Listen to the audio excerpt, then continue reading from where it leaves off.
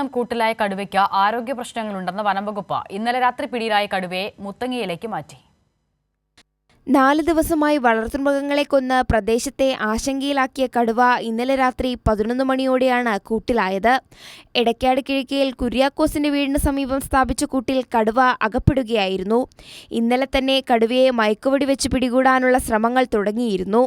കൂട്ടിലാവുന്നതിനു മുൻപ് 2 പശുക്കൾ കൊല്ലപ്പെട്ട മാളിയേക്കൽ ബെന്നിയുടെ വീടിന്റെ തൊഴുത്തിൽ വീണ്ടും കടുവയെത്തി.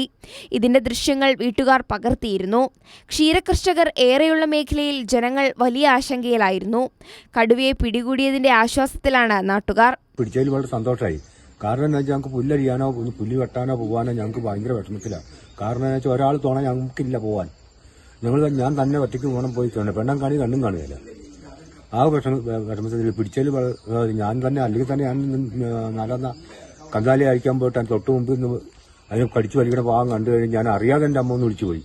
അപ്പോഴത്തേക്ക് ആ ചാടിയേറ്റപ്പോഴത്തേക്ക് ഒന്ന് പറയാൻ പറ്റാത്ത അവസ്ഥയാണ്. അതൊക്കെ എങ്ങനെയോ കഴിച്ചില്ലായെന്ന് പറഞ്ഞാൽ മതിയായിരുന്നു. പിടിച്ചതിൽ ഞങ്ങൾക്ക് ഇനി സമാധാനം ഉണ്ട് എന്തൊക്കെയായാലും. കടുവയെ മുത്തങ്ങയിലെ മൃഗപരിപാലന കേന്ദ്രത്തിലേക്ക് മാറ്റിയിട്ടുണ്ട്.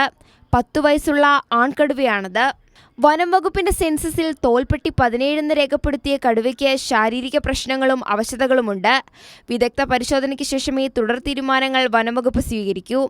അതേസമയം ഒഴിവുള്ള സൗത്ത് വയനാട് DFO സ്ഥാനത്ത് ഇന്ന് അജിത് കെ രാമൻ ചുമതലയേൽക്കും.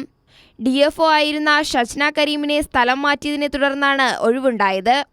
കൈരളി ന്യൂസ്, വയനാട്.